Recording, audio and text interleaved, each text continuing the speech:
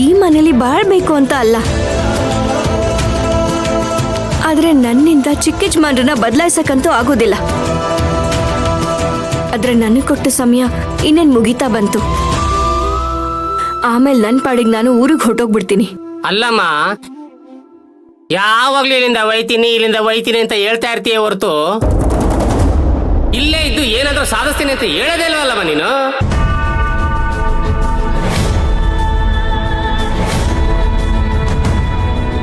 ಅಲ್ಲ, ಮದುವೆ ಆಗಿರೋ ಹೆಣ್ಣು ಗಂಡನ ಮನೆ ಬಿಟ್ಟು ಹೋಗಿ ತವ್ರ ಮನೇಲಿ ಕೂತ್ಕೊಂಡ್ರೆ ಅಲ್ಲಿರೋರ ಪರಿಸ್ಥಿತಿ ಏನಾಗಿರ್ತದೆ ಅಂತ ಯೋಚನೆ ಮಾಡಿದೀಯ ನೀನು?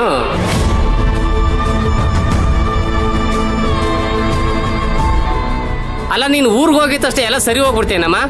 ನಿನ್ ತಂಗಿ ಇದ್ರಿಗೆಲ್ಲ ಚೆನ್ನಾಗಿ ಓದಿಸ್ಬೇಕು, ಅವ್ರಿಗೊಂದು ದಡ ಸೇರಿಸ್ಬೇಕು ಅಂತ ಇಷ್ಟೊಂದೆಲ್ಲ ಕನ್ಸ್ಕೊಂಡಿದೆಯಲ್ಲ, ಆ ಕನ್ಸೆಲ್ಲ ಹೆಂಗಮ್ಮ ನನಸಾಗುತ್ತೆ? ಈ ನಮ್ ಜನ ಹೆಂಗೆ ಅಂದ್ರೆ ಮುಂದೆ ಮಲ್ಗೆ ಹೂ ತರ ಮಾತಾಡಿ ಹಿಂದ್ಗಡೆ ನಾಗರಾವ್ ತರ ವಿಷ ಕಾರ್ತಾರೆ. ತಿಳ್ಕೊಂಬಿಡಿದು. ದೊಡ್ಡ ಮಗಳು ಮದುವೆ ಆಗ್ಬಿಟ್ಟು ಮನೇಲಿ ಕೂತ್ಕೊಂಡವಳೆ, ಅಂತವ್ರ ತಂಗಿದಿರ್ನ ನಾವೇನಾದ್ರೂ ಮದುವೆ ಆಗ್ಬಿಟ್ರೆ ನಿಮ್ಮನೆ ಉದ್ಧಾರ ಆಗುತ್ತಾ ಅಂತ ಕೇಳ್ತಾರೆ. ಏನ್ ಮಾಡ್ತೀಯ ಅವಾಗ? ಅಯ್ಯೋ ಅಕ್ಕನ ಚಾಳಿ ಮನೆ ಮಂದಿಗೆಲ್ಲ ಅನ್ನುವಂಗೆ ಇವಳು ತಂಗಿದಿರು ಕೂಡ ಗಂಡನ್ ಬಿಟ್ಟು ಬಂದು ಮನೇಲಿ ಕೂತ್ಕೊಂಡ್ರೆ ಏನ್ ಮಾಡ್ತೀಯ? ಅದಕ್ಕೆ ಸಂಬಂಧನೇ ಬೇಡ ಅಂದ್ರೆ ನಿನ್ನ ಆಸೆ ಗೋಪುರ ಎಲ್ಲ ಬಿದೋಗಲ್ವೇನಮ್ಮ?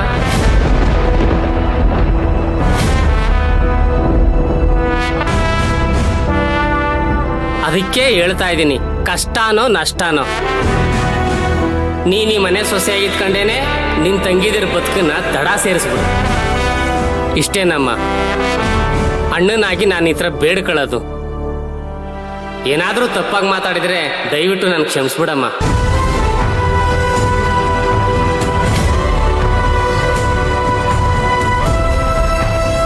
ನನ್ನ ಜೀವನ ಹೀಗಾಯ್ತು ಅಂತ ಅವ್ರ ಜೀವನನ ಹಾಳಾಗೋದಕ್ಕೆ ನಾನು ಬಿಡೋದಿಲ್ಲ ಅಣ್ಣ. ಅವ್ರನ್ನ ಅರ್ಥ ಮಾಡ್ಕೊಂಡು ಬದುಕೋ ಮನೆಗೆ ಅವ್ರನ್ನ ನಾನು ಕಳ್ಸ್ಕೊಡೋದು. ಅವರು ಜೀವನ ಪೂರ್ತಿ ಗಂಡನ ಮನೆಯಲ್ಲೇ ಇರೋ ಹಾಗೆ ನಾನು ನೋಡ್ಕೋತೀನಿ. ಅಲ್ಲ, ಅವ್ರನ್ನ ಗಂಡನ ಮನೆ ಕಳಿಸಿ ಚೆನ್ನಾಗಿ ಬಾಳಸೋ ಯೋಚನೆ ಮಾಡ್ತಾ ಇರೋ ನೀನು ಯಾಕೆ ಗಂಡನ ಮನೆ ಬಿಟ್ಟೋಗೋ ಯೋಚನೆ ಮಾಡ್ತಾ ಇದೀಯಾ? ಇದು ಯಾವ ತರ ನ್ಯಾಯ?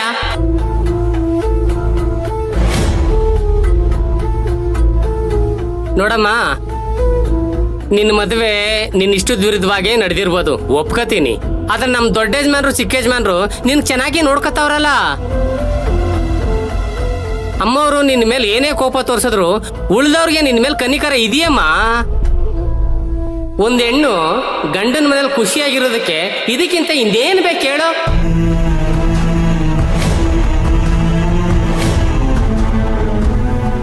ಆದ್ರೆ ನನ್ ಖುಷಿ ಈ ಮನೆಯಲ್ಲಿ ಇಲ್ಲ ಅಲ್ವಾ ಅಣ್ಣ?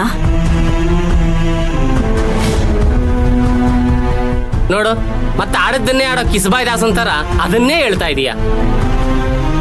ನಿನ್ ಕಷ್ಟ ಇದೆ, ನಿನ್ ತಂಗಿದಿರ್ನ ಚೆನ್ನಾಗಿ ಓದಿಸ್ಬೇಕು, ಅದಕ್ಕೆ ದುಡ್ಡಿಗೆ ಪರದಾಡ್ತಾ ಇದೀಯ ಅಂತ ಗೊತ್ತಾಗಿ ದೊಡ್ಡ ಯಜಮಾನ್ರು ದುಡ್ಡು ಸಹಾಯ ಮಾಡಿದ್ರು ಬೇಡ ಅಂತ ವಾಪಸ್ ಕೊಟ್ಬಿಟ್ಟೆ. ಈಗ ಮದ್ವೆ ರಿಜಿಸ್ಟರ್ ಮಾಡ್ಸಕ್ ಹೋದ್ರೆ ಅದನ್ನು ಬೇಡ ಅಂತ ಬಂದೆ. ನೀನ್ ಹಿಂಗ್ ಮಾಡ್ತೀಯ ಅಂತಾನೆ ನೀನ್ ಹೇಳ್ದೆ ಕೇಳ್ದೆ ಅಲ್ಲಕ್ಕೆ ಕರ್ಸ್ಕೊಂಡಿದ್ದು. ಅಲ್ಲೂ ನೀನು ಬುದ್ಧಿ ತೋರಿಸ್ಬಿಟ್ಟಲ್ಲ, ಅದು ನಾನು ಕೋಪ ಬಂದಿದ್ದು. ಒಂದ್ ಹೆಣ್ಣಿಗೆ ಇಷ್ಟೊಂದು ಅಹಂಕಾರ ಇರಬಾರ್ದಮ್ಮ. ಇದು ಅಹಂಕಾರ ಅಲ್ಲ ಅಣ್ಣ, ಸ್ವಾಭಿಮಾನ. ನನಗ್ ಕಷ್ಟ ಇದೆ ಅಂತ ಇನ್ನೊಬ್ರು ಮುಂದೆ ಕೈ ಚಾಚಿ ಸಣ್ಣವಳಾಗೋದಿಕ್ಕೆ ನನಗಿಷ್ಟ ಇಲ್ಲ. ಅವರು ನನ್ನ ಒಳ್ಳೇದಕ್ಕೆ ಮಾಡ್ತಿರ್ಬೋದು, ಆದ್ರೆ ನಂಗೆ ಅವಶ್ಯಕತೆ ಇಲ್ಲ. ಬದುಕಿದ್ರೆ ಹೀಗೆ ಬದುಕಬೇಕು ಅಂತ ಅನ್ಕೊಂಡೋಳು ನಾನು. ಆದ್ರೆ ನನ್ನ ಬದುಕೆ ಹೀಗೆಲ್ಲ ಆಗತ್ತೆ ಅಂತ ನಾನು ಕನ್ಸು ಮನ್ಸಲ್ಲೂ ಅನ್ಕೊಂಡಿರ್ಲಿಲ್ಲ. ಇವ್ರಿಗೆಲ್ಲ ಹೊಂದ್ಕೊಂಡು ಹೋಗ್ತೀನಿ ಅನ್ನೋದೆಲ್ಲ ಅವ್ರ ಭ್ರಮೆ ಅಷ್ಟೆ. ಎಂಥ ಕಷ್ಟ ಬಂದ್ರು ನನ್ನ ಆತ್ಮ ಗೌರವನ ನಾನು ಬಿಟ್ಕೊಡೋದಿಲ್ಲ. ಹಾಗೆ ಬದುಕೋದನ್ನ ನಮ್ಮಪ್ಪ ನನಗೆ ಹೇಳ್ಕೊಟ್ಟಿಲ್ಲ. ನೀನ್ ಹಿಂಗ್ ಮಾತಾಡಿದ್ರೆ ನನ್ಗೇನ್ ಹೇಳ್ಬೇಕು ಅಂತಾನೆ ಗೊತ್ತಾಗ್ತಾ ಇಲ್ಲ.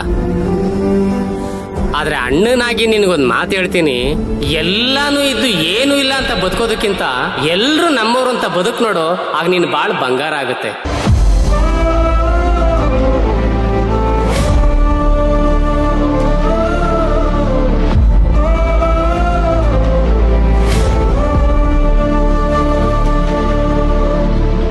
ಇದ್ರ ಮೇಲೆ ನಾನು ಇನ್ನೇನು ಹೇಳಕ್ಕಾಗಲ್ಲಮ್ಮ. ನಿನ್ನ ಬದುಕು ನಿನ್ನಿಷ್ಟ.